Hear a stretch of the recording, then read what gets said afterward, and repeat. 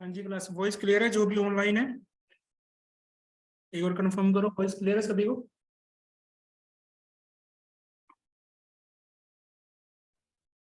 Yes sir.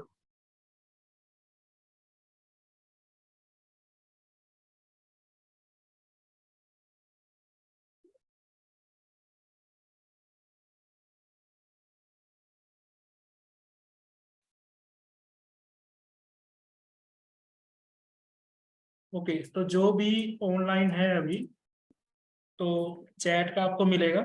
इसके अंदर आप मैसेज कर देना प्रेजेंट करके और साथ में आपने जो भी आपका बैच आईडी लाइक WD 28 25 या 23 जो भी है तो वो साथ में मेंशन कर देना, ठीक है, अटेंडेंस के लिए।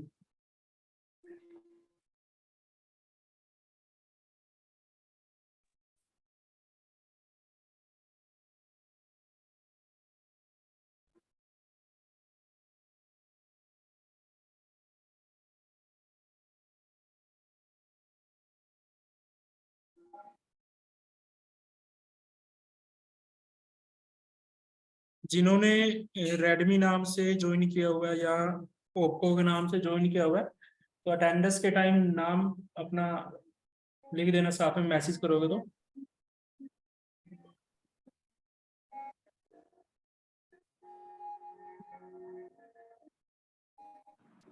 Okay sir.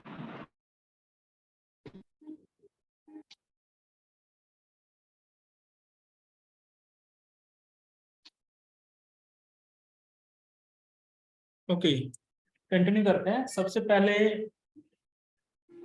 आप जितने भी स्टूडेंट्स हैं इस क्लास के अंदर सभी को मालूम है कि वेब डिजाइनिंग होता क्या है। इसका जो बेसिक स्ट्रक्चर हम बनाते हैं किसका यूज करते हैं, HTML का। HTML की फुल फॉर्म भी मालूम होगी, ज्यादा डीपली जाने की तो जरूरत नहीं है। आपको ये भी मालूम होगा इंटरनेट कैसे वर्क करता है। मालूम है सभी को इंटरनेट कैसे वर्क करता है?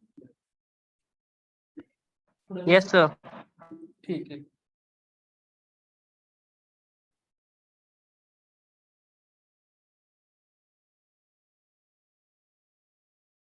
मैं इंटरनेट की बात करता हूँ। सबसे पहले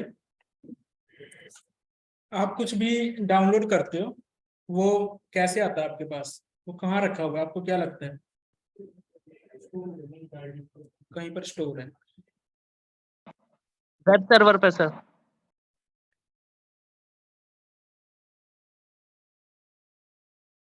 मेरी आवाज नहीं आ रही है सोनू को, बाकी सबको आ रही है? Yes sir. आ रही है सर आवाज।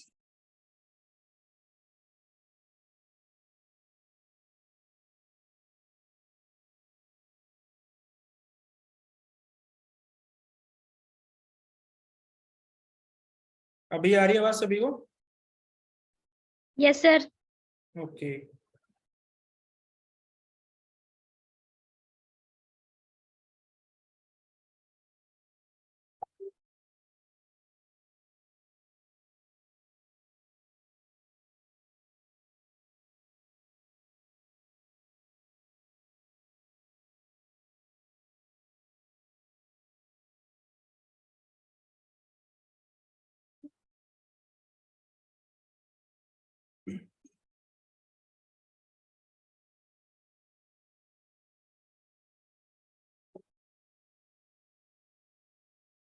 ओके हम बात कर रहे थे इंटरनेट की।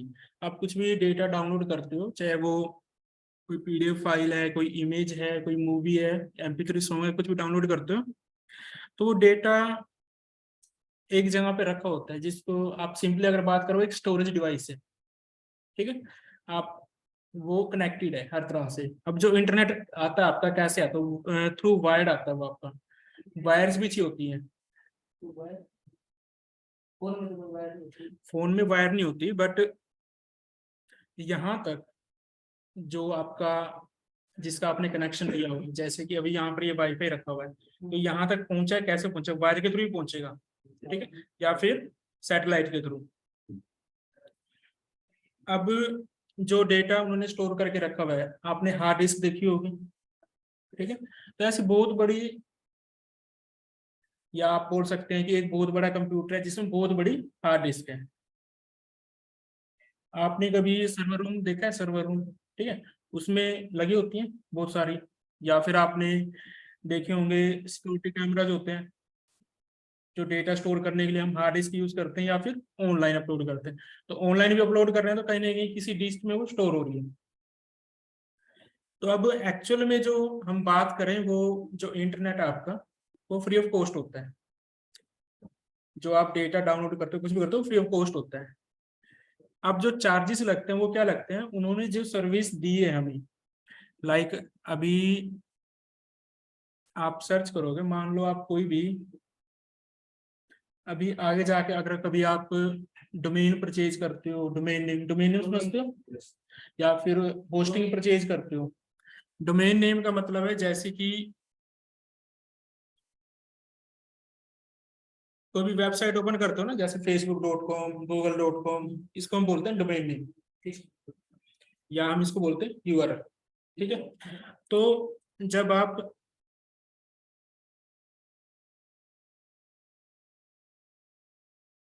कोई भी होस्टिंग परचेज करेंगे तो वहां पर ना आपको ऑप्शन मिलेंगे, लाइक आप कौन सा सर्वर चाहते हैं, आपको इंडियन सर्वर चाहिए, होस्टिंग। देखो ये तो है, जैसे ऊपर यहाँ पर लिखा है tutorialspoint.com, ठीक है, ये तो डोमेन नेम है, आपने एक नेम लिया वेबसाइट के लिए। लेकिन अब जो इसके ऊपर डेटा आप डालोगे वो कहीं आपने स्टोर कराना है, ठीक है, तो वो डेटा उस सर्वर पे स्टोर होगा। तो जब आप होस्टिंग लेने जाते हो ऑनलाइन, तो वहां पर आपको 2-3 ऑप्शन आते हैं, लाइक आपको इंडियन होस्टिंग, इंडियन सर्वर चाहिए, या फिर आपको अमेरिका का सर्वर चाहिए, या फिर कोई बाहर का सर्वर चाहिए, ठीक है। अब अगर आप इंडिया का सर्वर परचेज करेंगे वो आपको महंगा मिलेगा, ठीक है। वो क्यों मिलेगा, उसके पीछे रीजन है, आप यूएस का लोगे वो आपको यहाँ सस्ता मिलेगा। हाँ, क्योंकि उससे आपकी वेबसाइट की स्पीड पे इफेक्ट पड़ेगा। एक चीज आपके घर के पास रखी हुई है, या फिर आपके घर से 1 किलोमीटर दूर है, आप उसको लेने जाओगे तो वो 1 किलोमीटर, आने जाना 2 किलोमीटर हुआ। अब एक 50 किलोमीटर दूर है, तो 50 किलोमीटर जाना, 50 किलोमीटर आना, 100 किलोमीटर हुआ, तो टाइम का डिफरेंस है ना। हालांकि आपको मालूम नहीं चलेगा, बट साइट अगर आपकी है भी है तब आपको मालूम चलता है माइक्रो सेकंड्स में, ठीक है। तो एक्चुअल में जो इंटरनेट होता है वो फ्री ऑफ कॉस्ट होता है, बट होता क्या है रियलिटी में, अब वहां से जो ये वायर्स ऑलरेडी धरती के अंदर बिछी हुई हैं, समुद्र के अंदर से वायर्स आ रही हैं, तो ये जो कॉस्ट लगी है उनके मेंटेनेंस है जो भी है, तो वो यहाँ से कवर होती है सर। आप अगर इसकी बात करो, जो आप कॉलिंग प्लान लेते हो, इसकी कॉस्ट आपको क्या लगता है कि 1 मिनट का कितना कॉस्ट पड़ता होगा कंपनी में? मुश्किल से 2 या 3 पैसे की कॉस्ट होती है, ठीक है। ऊपर जो भी कॉस्ट है उसका, जो भी मेंटेनेंस है, उन्होंने जो भी एम्प्लॉइज रखे हुए हैं, जो भी एडवर्टाइजमेंट वो चलाते हैं, वो उसकी कॉस्ट निकालते हैं वो तो अब हुआ है ना। लेकिन जो अनलिमिटेड अभी भी आपको दे रहे हैं तो उसमें भी बहुत कुछ उनको प्रॉफिट हो रहा है। अनलिमिटेड मिलने के बाद भी आप कितना कॉलिंग करते हो आजकल? जब इंटरनेट महंगा था लोग कॉलिंग करते थे, ठीक है। अब इंटरनेट सस्ता है तो कॉलिंग कोई नहीं करता, तो आप इंटरनेट कॉल कर रहे हो डायरेक्टली, वो जो कॉलिंग थी वो बंद होगी, ना के बराबर है।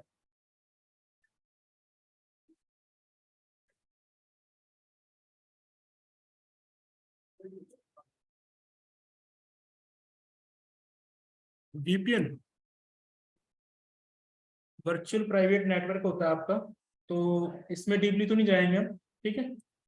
अगर जानना है तो आप गूगल कर लो, मिल जाएगा आपको। मोस्टली अगर आपने अभी यूज किया होगा VPN को, तो लाइक PUBG खेलने के लिए या टिकटॉक चलाने के लिए इसलिए VPN यूज किया होगा, बाकी कोई पर्पस नहीं आप लोगों का VPN का, नेटवर्किंग की लाइन में आता है आपका।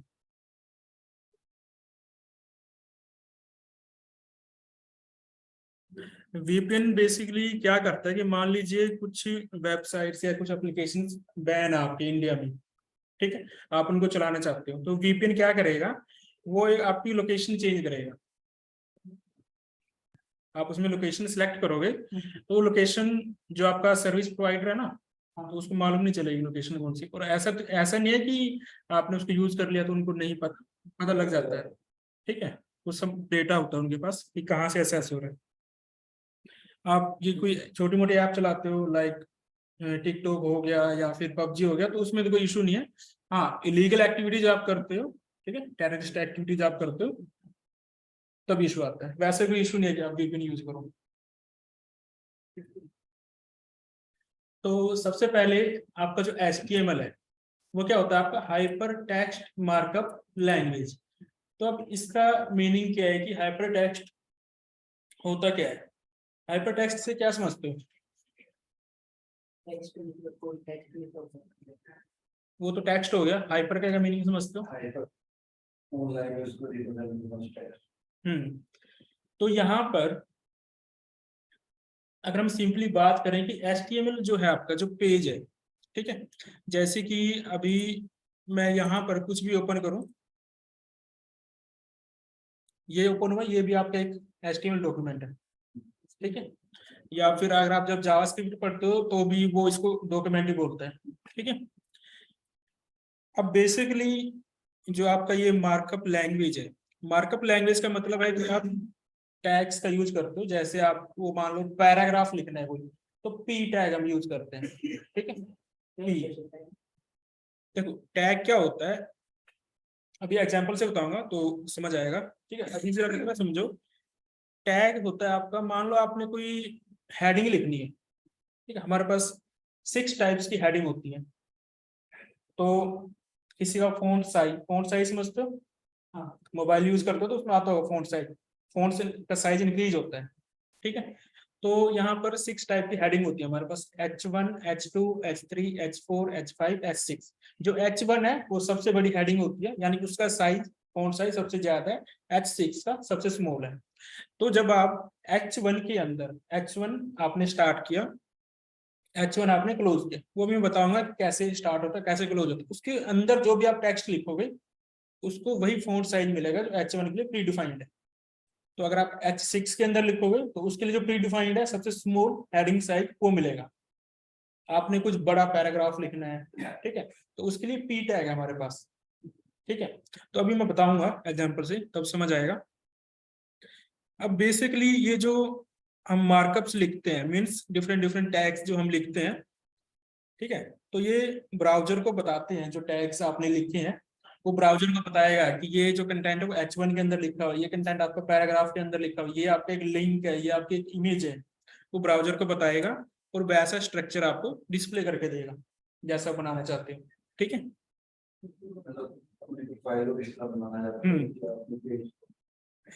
तो ये सबसे बेसिक स्ट्रक्चर है आपका, ठीक है। तो सबसे ऊपर डिफाइन किया हुआ है डॉक्यूमेंट टाइप। आप एक HTML पेज के ऊपर काम कर रहे हो तो डॉक्यूमेंट टाइप HTML। आप नहीं भी लिखोगे तब भी वो आउटपुट देगा। आप अगर ये भी नहीं लिखोगे, ये भी नहीं लिखोगे, तब भी वो वर्क करेगा, ठीक है। देखो आप नहीं लिखोगे तो ऑटोमेटिक ब्राउजर उठा लेगा इसको। बट इशू कहाँ आएगा, लाइक आप इनको नहीं लिखते तो कुछ टैग्स होते हैं हमारे पास जो हेड के अंदर लगते हैं, ठीक है, तो हमें लगाना पड़ता है। अब सबसे पहले जो मेन इसका जो रूट टैग है वो है HTML आपने स्टार्ट किया, HTML क्लोज किया। मैंने बोला था स्टार्ट किया क्लोज किया तो दोनों में डिफरेंस है। ये देखो ये वाली ब्रैकेट्स आपने यूज करनी है, जिसको आप बोल सकते हो लेस देन या ग्रेटर देन, ठीक है। इसके अंदर आपने लिखा HTML और यहाँ पर आपने क्लोज किया। क्लोज करने के लिए आपने स्लैश यूज करना है। कौन सा स्लैश है? बैक स्लैश है, कौन सा है? फॉरवर्ड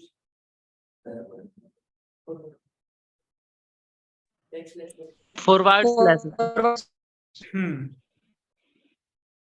तो आपने ये स्लैश लगाएंगे तो क्लोज हो जाएगा। ऐसे ही अब इस HTML के अंदर आपके 2 पार्ट होते हैं, एक आपका हेड सेक्शन, एक आपका बॉडी। जो भी आपको यहाँ विजिबल है वो सब बॉडी के अंदर है, ठीक है। उस बॉडी को आपने कोई इंफॉर्मेशन देनी, लाइक पेज आपका कैसे दिखना चाहिए,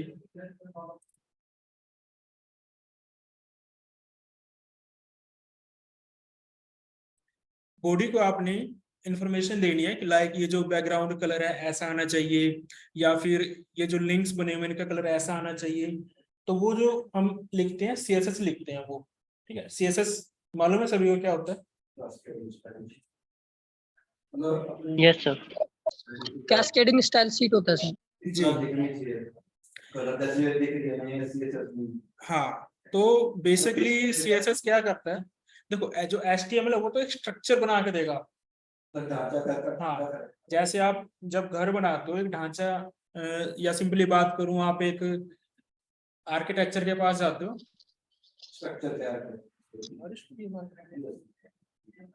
सर CSS हम डिजाइनिंग करते हैं सर। हाँ, HTML जो आपने स्ट्रक्चर बनाया है, आप उसको कुछ कलर देना चाहते हैं, कुछ आप उसके ऊपर कलर, बैकग्राउंड कलर देना चाहते हैं, इमेज को आप राउंड करना चाहते हैं, कोई टेबल आपने क्रिएट की है उसमें आपको स्टाइल देना चाहते हैं, तो मीन्स जो स्टाइलिंग करनी है वो हमने CSS के थ्रू करनी है। ठीक है। HTML स्ट्रक्चर बनाएगा, जो CSS है वो आपका स्टाइल देगा, उसको स्टाइलिंग करेंगे। एक आता है, हाँ हाँ, आप कुछ भी चेंज कर सकते हो यूजिंग CSS। फॉन्ट बिल्कुल सेम कर सकते हो,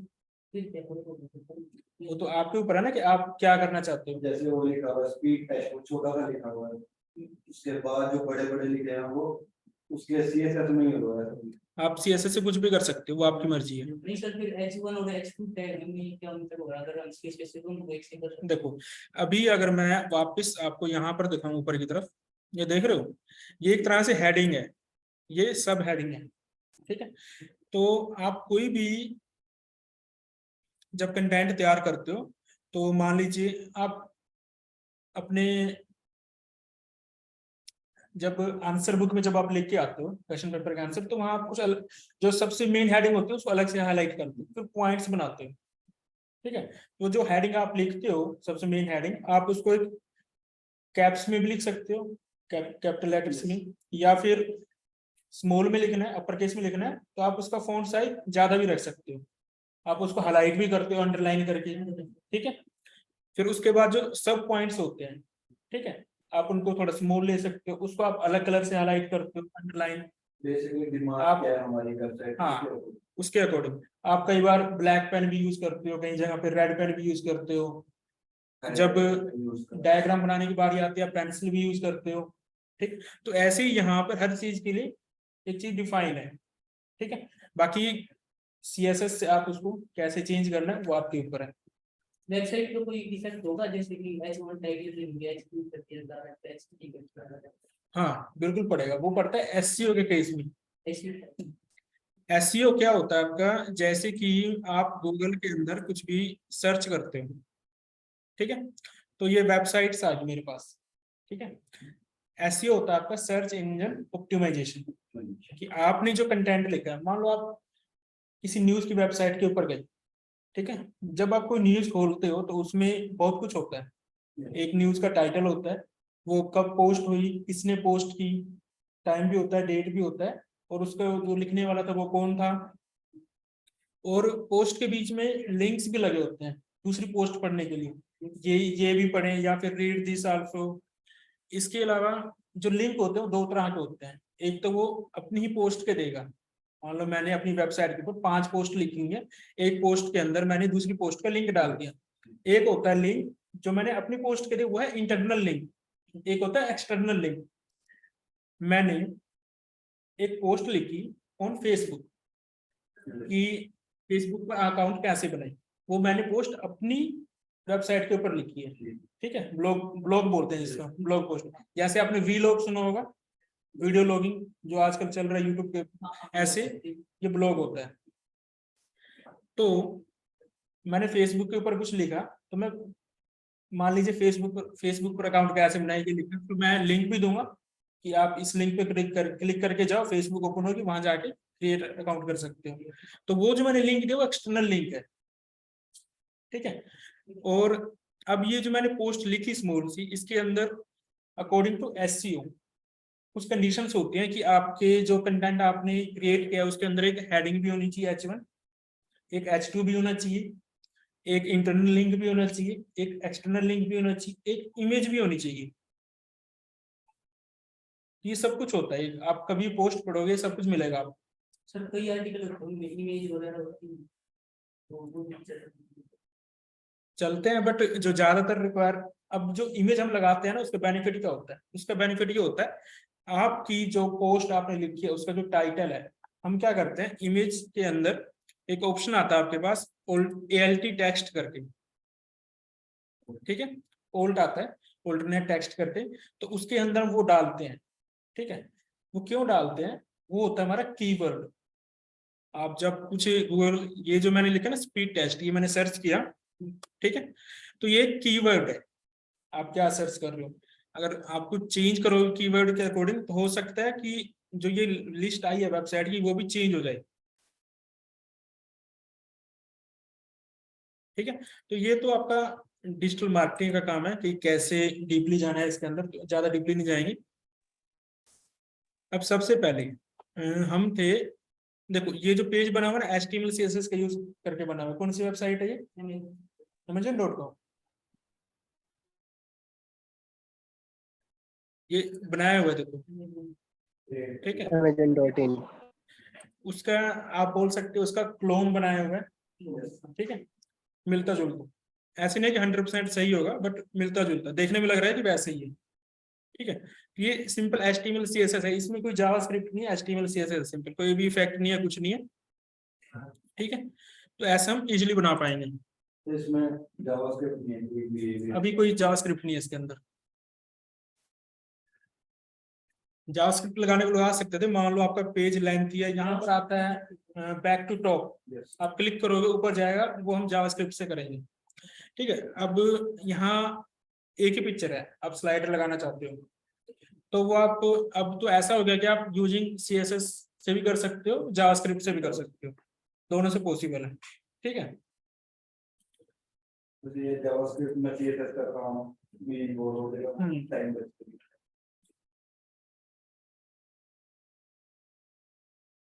तो सबसे पहले, अच्छा ये बता रहा था मैं कि HTML का स्ट्रक्चर बनाएगा, CSS आपका करेगा स्टाइलिंग, आप उसको कैसे लेआउट को स्टाइल करना चाहते हैं, जावास्क्रिप्ट करेगा इंटरेक्शन, बिहेवियर कैसा है एलिमेंट का, ठीक है। मान लो आप कोई फॉर्म फिलअप कर रहे हो, आपने अपना नेम एंटर करना था राकेश, आपने एंटर कर दिया राकेश 12, तो एरर देगा। तो ये प्रोसीजर है, हम जावास्क्रिप्ट से करते हैं कि आप जैसे ही टाइप कर रहे हो, आपने राकेश के साथ जैसे ही 12 लिखा, वो तभी एरर दे देगा, या फिर जब आप पूरा फॉर्म भर लेते हो, सबमिट पे क्लिक करते हो, तब देगा एरर। उसी टाइम में पॉपअप मैसेज, हाँ, वो आपकी मर्जी है कि आप कैसे दिखाना चाहते हो, तो ये सारा जावास्क्रिप्ट से कवर करेंगे हम, ठीक है।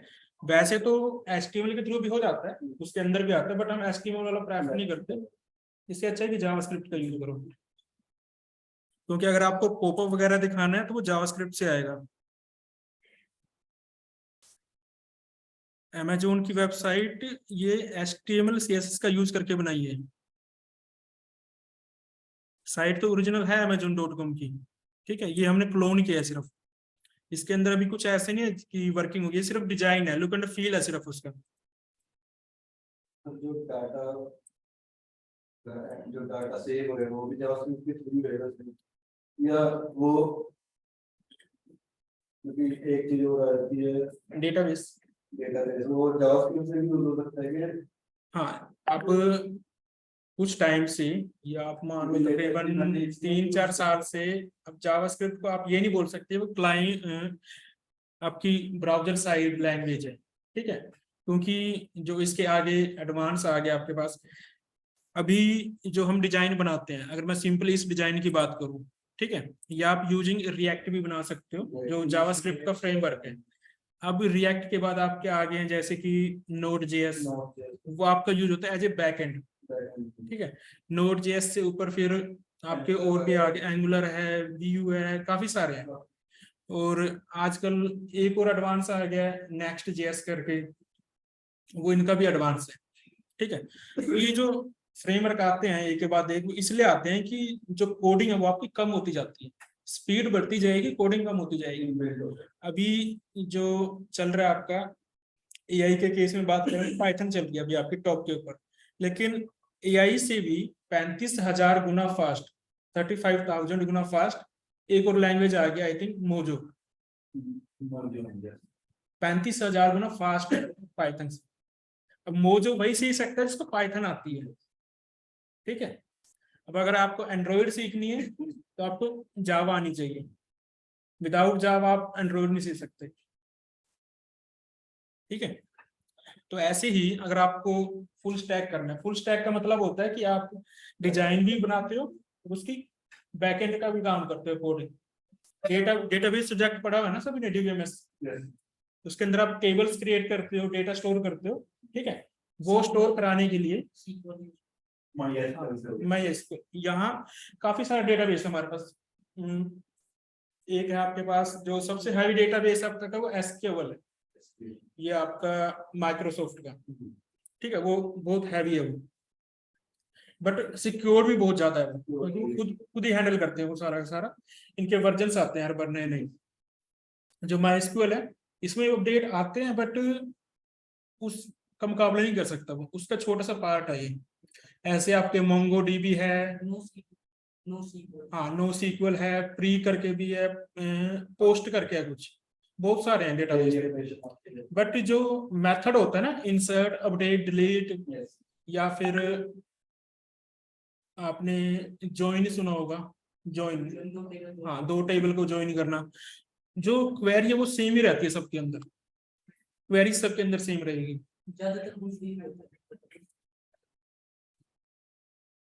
अभी अगर हम बात करें जो PHP हो गया या वर्डप्रेस हो गया या लारावेल हो गया, इसमें तो आपको यही चलता है। मैं हाँ PHP नहीं चलता, बट लारावेल चल रहा है अभी फिलहाल इसका, ठीक है। लारावेल पे वर्क कर रहे हैं। और जो वर्डप्रेस है आपका, वर्डप्रेस तो लारावेल के, सॉरी लारावेल कह रहा हूँ, PHP में बना हुआ है प्योर। PHP चल रही है, बट जो लेवल है उसका उस लेवल की नहीं चल रही, उससे काफी हाई लेवल की चल रही, ठीक है। PHP के भी फ्रेमवर्क आए थे, जेंड फ्रेमवर्क था, केक PHP थी, बट इतने सक्सेसफुल हुए नहीं। सिर्फ एक चल रहा है लारावेल, और एक है आपका कोड इनिशिएटर करके कुछ, ठीक है, एक वो चल रहा है। अभी जो बूम है आपका वो पाइथन का है सबसे ज्यादा। हाँ बिल्कुल होती है, पाइथन का बहुत स्कोप है। आप पाइथन के अलावा देखेंगे जो अभी सबसे ज्यादा आपका चल रहा है फुल स्टैक, ठीक है। हालांकि फुल स्टैक बाकी चीजों के अंदर भी है, लाइक PHP में भी फुल स्टैक है, जावा के अंदर भी है आपका, बट जो सबसे ज्यादा चल रहा है वो आपका चल रहा है Node.js वाला, जावास्क्रिप्ट का, यानी कि फुल स्टैक।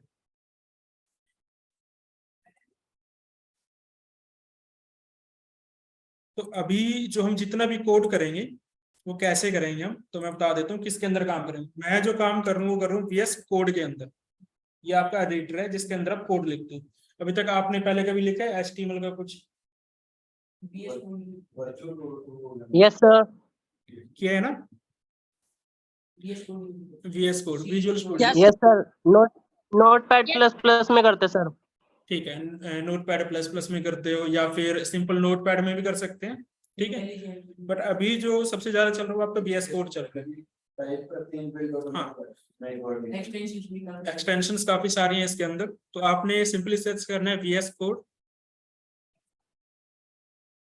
ठीक है। या तो यहाँ क्लिक कर दो या यहाँ से चले जाओ, मर्जी आपकी। डाउनलोड के ऊपर जाएंगे,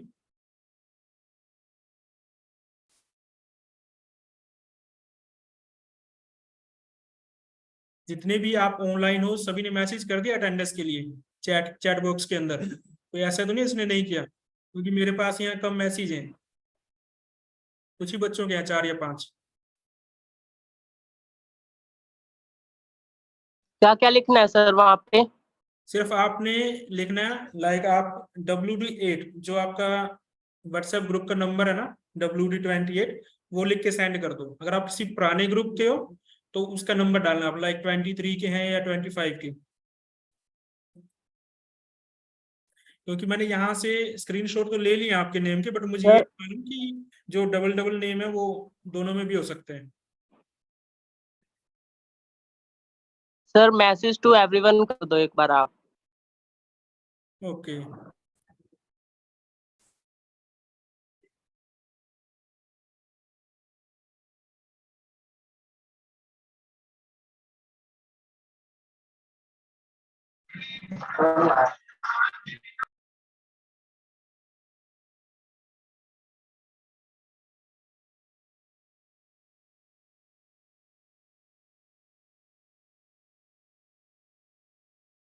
ओके हो गया अभी?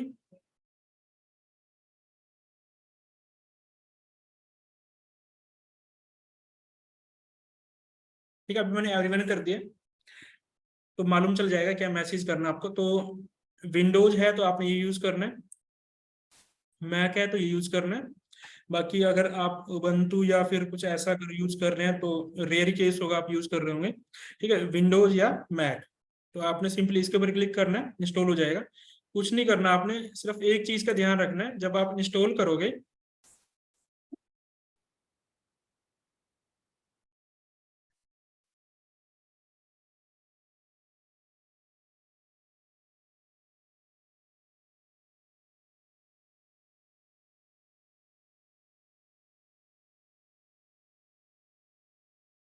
ठीक है, ये फाइल ऑलरेडी मैंने यहाँ पर डाउनलोड करके रखी हुई है, मेरे पास है। ठीक है, यहाँ पर मैं इसको क्लिक करके बता देता हूँ कि कौन सा ऑप्शन आपने क्लिक करना है। तो मैं यहाँ पर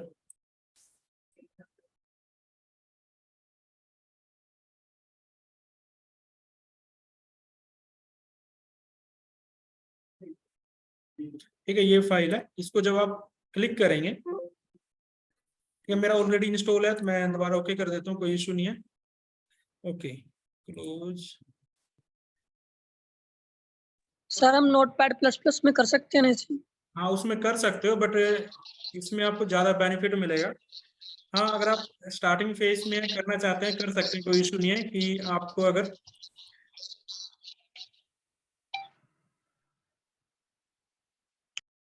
आपको याद नहीं रहते टैग्स कैसे स्टार्ट होगा कैसे क्लोज होगा, तो उस केस में आप कर सकते हो। तो आपने सबसे पहले एक्सेप्ट करना है, उसके बाद जब आप करोगे ना तो ये ऑप्शन नहीं होगा। ठीक है, तो इन पर भी आप क्लिक कर देना, open with code, open with code. इसका बेनिफिट क्या होगा मैं दिखा देता हूँ।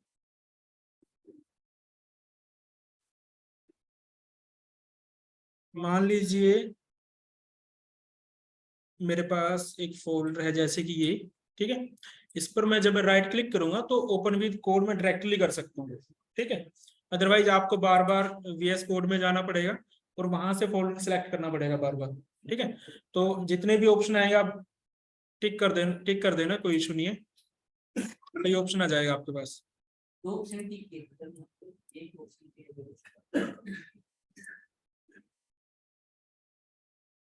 सारे कर दो, कोई इशू नहीं है। ठीक है, अब इसको मैं ओपन करता हूँ। मान लीजिए यहाँ पर हम फोल्डर बनाते हैं नया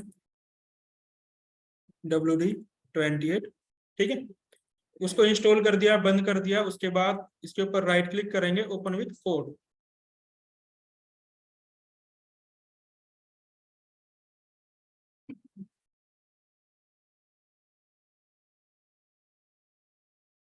तो अभी ये जो फोल्डर है एम्प्टी है, कोई फाइल एम्प्टी है, कोई फाइल नहीं है इसके अंदर। तो ये फोल्डर मेरा ओपन हुआ है WD28। तो यहाँ पर आपने कोई फाइल बनानी है तो यहाँ क्लिक करेंगे, इसके अंदर फोल्डर बनाना है तो आप यहाँ क्लिक करेंगे, न्यू फोल्डर। ठीक है, फाइल बनानी है मुझे, तो आपने कभी अगर ध्यान दिया हो मोस्टली वेबसाइट के ऊपर जो फर्स्ट पेज होता है वो आपका इंडेक्स होता है, index.html या इंडेक्स डॉट जो भी लैंग्वेज है। तो हम HTML में वर्क कर रहे हैं तो हम पेज बनाएंगे index.html। ठीक है, तो अभी इस फाइल के अंदर कुछ भी नहीं है, एम्प्टी है। तो अब अगर मैं यहाँ चेक करूं फोल्डर के अंदर तो ये फाइल आ गया। अब यहाँ पर क्रोम का साइन आ गया, क्रोम ब्राउजर का। ये क्यों आया? क्योंकि मेरा डिफॉल्ट ब्राउजर है, आपका जो भी ब्राउजर होगा डिफॉल्ट उसका साइन आएगा। आप उसको जब क्लिक करोगे तो ये डायरेक्ट यहाँ पर ओपन होगा। तो यहाँ लोकेशन भी दिख जाएगी आपको, ये कहाँ पर पड़ा हुआ है। डेस्कटॉप के ऊपर है मेरे पास WD28, उसके बीच में स्पेस है तो स्पेस के लिए %20 आता है URL के अंदर। ठीक है, index.html फाइल ये आ गई। फाइल एम्प्टी है तो एम्प्टी है। यहाँ अगर आप कुछ भी लिखोगे,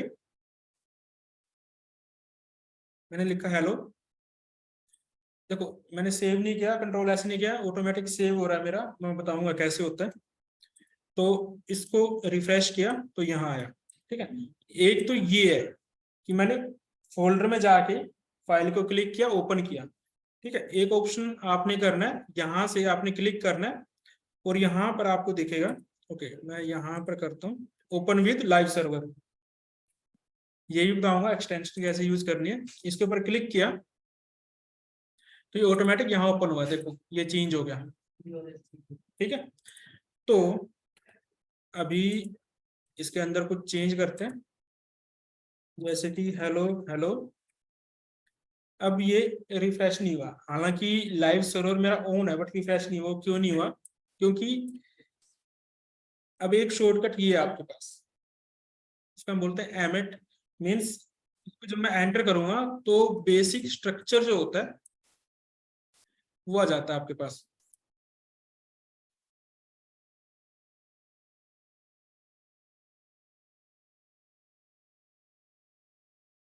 ठीक है, अब ये जो बेसिक स्ट्रक्चर है आपका वो आ गया आपके पास। इसको मैं वापस से ओपन विद लाइव सर्वर करता हूँ, चला गया। अब इसके अंदर अगर मैं लिखता हूँ हेलो, तो ये ऑटोमेटिक आया, मुझे यहाँ जाके रिफ्रेश नहीं करना बार बार, ठीक है। और ना ही मैं सेव कर रहा हूँ यहाँ पर, ठीक है। तो ये कैसे होगा, इसके लिए सबसे पहले तो यहाँ पर जाना आपने, फिर जाना आपने सेटिंग्स में। यहाँ जाने के बाद वैसे तो यहाँ पर इसने दिखा दिया, फर्स्ट ही ऑप्शन है आफ्टर डिले, ठीक है। Controls auto save debtors that have unused changes, तो आफ्टर डिले आपने करना है, पहले ऑफ होगा आपका, ठीक है। आपने पहले किया हुआ है तो वेल एंड गुड है, नहीं तो आपने आफ्टर डिले कर देना है तो सेव हो जाएगा। अगर मैं इसको ऑफ कर देता हूँ और यहाँ जाता हूँ, अभी अगर हम चेक करें तो देखो फाइल सेव नहीं हुई, सेव नहीं हुई तो यहाँ दिखेगा आपको व्हाइट डॉट बना हुआ है, ठीक है। अब मैं इसको कंट्रोल एस करूंगा तो सेव हो गया फाइल, ठीक है। तो ये ऑप्शन आपने आफ्टर डिले करना है, ठीक है। कहाँ से आएगा, सेटिंग में जाना है, यहाँ से वापस सेटिंग ऑप्शन है इसके अंदर ये, ठीक है। इसको आफ्टर डिले कर देना आपने। इसके बाद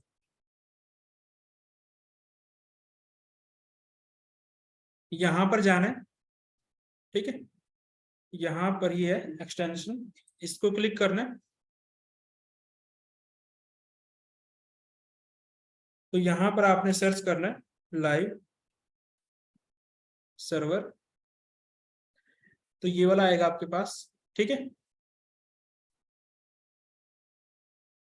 अभी मेरा आ रहा है अनइंस्टॉल, मीन्स मैंने इंस्टॉल किया हुआ है। आपके पास क्या आएगा,